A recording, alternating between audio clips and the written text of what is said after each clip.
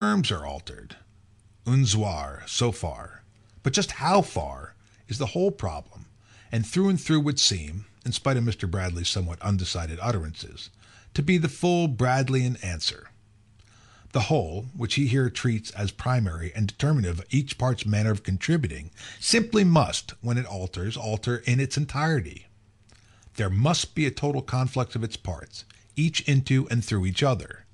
The must appears here as Machspracht, as ipsedixit of Mr. Bradley's absolutistically tempered understanding, for he candidly confesses that how the parts do differ, as they contribute to different wholes, is unknown to him.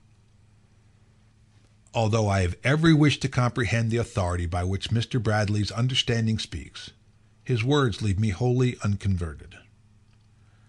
External relations stand with their withers all unwrung, and remain, for aught he proves to the contrary, not only practically workable, but also perfectly intelligible factors of reality. 6. Mr. Bradley's understanding shows the most extraordinary power of perceiving separations and the most extraordinary impotence in comprehending conjunctions. One would naturally say neither or both, but not so Mr. Bradley. When a common man analyzes certain whats from out of the stream of experience, he understands their distinctness as thus isolated. But this does not prevent him from equally well understanding their combination with each other as originally experienced in the concrete, or their confluence with new sensible experience in which they recur as the same. Returning into the stream of sensible presentation, nouns and adjectives and that's and abstract whats grow confluent again, and the word is names all these experiences of conjunction. Mr. Bradley understands the isolation of the abstracts, but to understand the combination is to him impossible. So far as I can catch his state of mind, it is something like this: book, table, on. How does the existence of these three abstract elements result in this book being livingly on this table? Why isn't the table on the book? Or why doesn't the on connect itself with another book, or something that is not a table? Mustn't something in each of these three elements already determine the two others to it, so that they do not settle elsewhere or float vaguely? Mustn't the whole fact be prefigured in each part, and exist de jure before it can exist de facto? But if so, in what can the jural existence consist, if not in a spiritual miniature of the whole fact's constitution actuating every partial factor as its purpose? But is this anything but the old metaphysical fallacy of looking behind a fact in esse for the ground of the fact, and finding in it the shape of the very same fact in posse? Somewhere we must leave off with a constitution behind which there is nothing. End footnote. Quote, to understand the complex AB, he says, I must begin with A or B, and beginning say with A, if I then merely find B, I have either lost A, or I have got beside A. The word beside here seems vital, as meaning a conjunction external and therefore unintelligible. Something else, and in neither case have I understood. For my intellect cannot simply unite a diversity, nor has it in itself any form or way of togetherness, and you gain nothing if, beside A and B, you offer me their conjunction in fact. For to my intellect it is no more than another external element.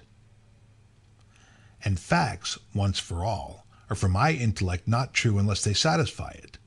The intellect has in its nature no principles of mere togetherness. End quote.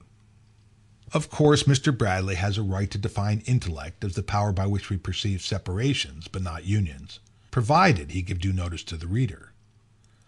But why then claim that such a maimed and amputated power must reign supreme in philosophy, and accuse on its behoof the whole empirical world of irrationality? It is true that he elsewhere attributes to the intellect a proprius modus of transition, but says that when he looks for these transitions in the detail of living experience, he is, quote, unable to verify such a solution. End quote. Yet he never explains what the intellectual transitions would be like in case we had them. He only defines them negatively. They are not spatial, temporal, predicative, or causal. or qualitatively or otherwise serial, or in any way relational as we naively trace relations, for relations separate terms and need themselves to be hooked on ad infinitum. The nearest approach he makes to describing a truly intellectual transition is where he speaks of A and B as being, quote, united, each from its own nature, and in a whole, which is the nature of both alike, end quote.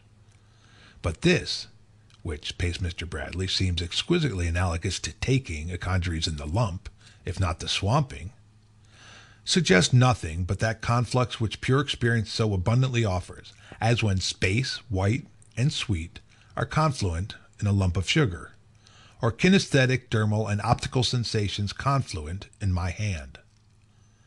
All that I can verify in the transitions which Mr. Bradley's intellect desiderates as its proprius modus is a reminiscence of these and other sensible conjunctions, especially space conjunctions, but a reminiscence so vague that its originals are not recognized.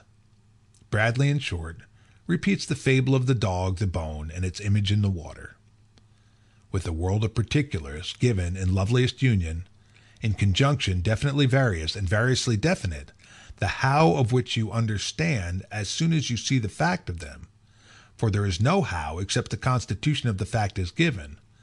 With all this given him, I say, in pure experience, he asked for some ineffable union in the abstract instead, which, if he gained it, would only be a duplicate of what he has already in his full possession. Surely he abuses the privilege which society grants to all us philosophers of being puzzle-headed. Polemic writing like this is odious, but with absolutism in possession in so many quarters, omission to defend my radical empiricism against its best-known champion would count as either superficiality or inability. I have to conclude that its dialectic has not invalidated in the least degree the usual conjunctions by which the world, as experience, hangs so variously together. In particular, it leaves an empirical theory of knowledge intact, and lets us continue to believe with common sense that one object may be known, if we have any ground for thinking that it is known, to many knowers. In the next essay, I shall return to this last supposition, which seems to me to offer other difficulties much harder for a philosophy of pure experience to deal with than any of absolutism's dialectic objections. End of chapter 3.